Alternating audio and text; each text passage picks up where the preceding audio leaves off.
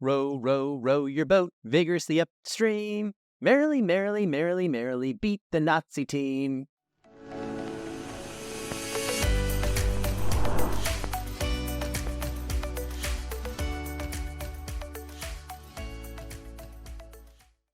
Well, welcome to another review here at Feelin' Film.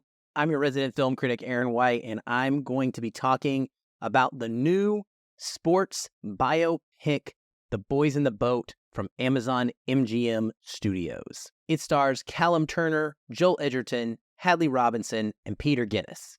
It is directed by George Clooney, written by Mark L. Smith, and based on the 2013 book of the same name by Daniel James Brown. Cinematography is by Martin Rui, edited by Tanya M. Swirling, and music is by the always excellent Alexander Desplat.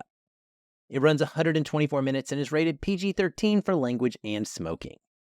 What's it about? A 1930s set story centered on the University of Washington's rowing team, from their Depression-era beginnings to winning gold at the 1936 Berlin Olympics. Now, I came into this with very high hopes, as I am a big fan of sports stories, especially true ones in general. And on top of that, this one is about the hometown Washington Huskies. That's right, I'm in Seattle, and so it's a little bit extra getting to learn about something that was amazing that happened literally on a campus, or started, I guess I should say, from a campus that is merely maybe 5, 6, 7 miles away from where I am sitting right now recording this review. Now, the way that this story is told is largely through the perspective of one main character whose name is Joe Rance. He's one of the boys that will eventually be on the rowing team that accomplishes earning the gold medal in Germany. We start off with a whole lot of character development. We learn about Joe in college, and he's an engineering student, doesn't have a lot of money, is struggling with that aspect because he's been living on his own for several years, kind of cut off from his parents. There's a lot of trauma there in his lack of relationship with them and just having to try and make it on his own. He doesn't seem very good with women. There is a little bit of a romantic element here as well. He has a crush on a girl named Joyce, and he's much too shy to kind of come out and make sure something is made of a relationship with her. Luckily, she's not shy. She's very aggressive and makes things happen between the two of them.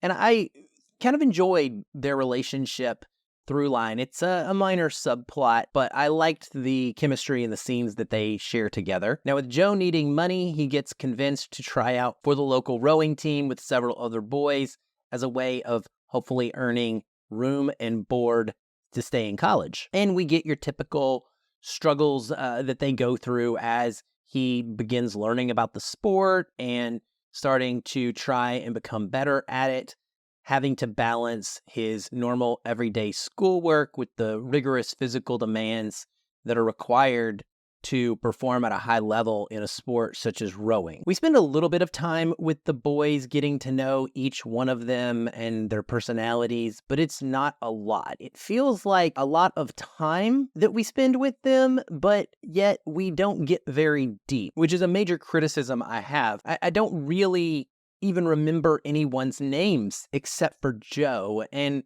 it's a little bit of a bummer when this is not a story about a single person's athletic achievement. This is a team event. It takes all of them in unison at the top of their game in order to achieve their goals, and yet we're really only left thinking about Joe. A couple of the other main characters are George Pocock. He is a boat builder. He keeps the rigs going strong, and Joe forms a little bit of a mentor-mentee relationship with him as a way to incorporate some of his interest in the engineering side of the sport. And then you have Coach Al Ubrickson, played by Joel Edgerton. He's under immense pressure to make a run at the Pac-12 Conference Championship and get his team to Berlin.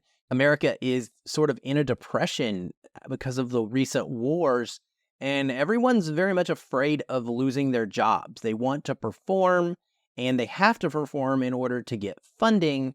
And so there's a push and pull between what the coach thinks is best for the team and what he believes will give them the best opportunity to succeed versus what people above him feel like they need to put out there on the water as a product to sell to investors, sponsors, get donations, things like that. Even getting to Berlin beyond just winning races in order to qualify is a challenge for them. They have to find a way to fund their trip, and then once they get there, they have to deal with illness to team members and unscrupulous rule changes that weaken their chances of success. The races themselves are about as thrilling as they possibly could be, considering the sport is rowing, and they're honestly the best part of the movie. There's lots of close-up shot of grunting faces and hands moving the oars powerfully and in sync, and there's some amazing overhead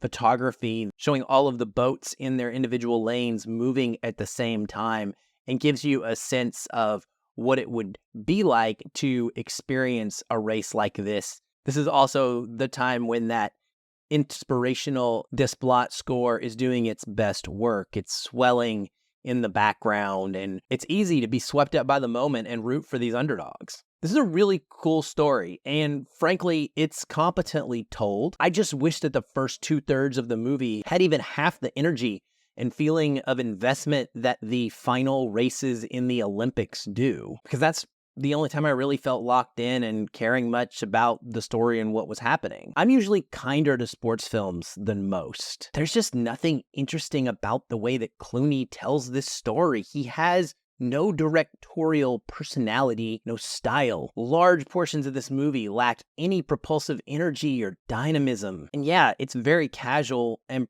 predictably formulaic. That's not always a bad thing, but in this case, it is utterly safe and boring filmmaking, and it has no superb performances to elevate it emotionally. By the end, I was just left feeling like this was a major disappointment, and I'd kind of wasted 2 hours when I could have just read the Wikipedia page and gotten the same information a lot quicker and maybe had more time to spend with a better film. Honestly, the Huskies deserved better. This one didn't work for me. And I think that in a crowded year of Christmas releases, this is not the one that's gonna stand out in 2023. But if you're up for finding out yourself, The Boys in the Boat will be in theaters on December 25th. That's it for me in this review. Thank you for listening on a podcast app of your choice or watching on YouTube. Please like, subscribe, and always share us with others that you think might enjoy. As always, I'll be back very soon with more. Until then, keep watching and keep feeling film.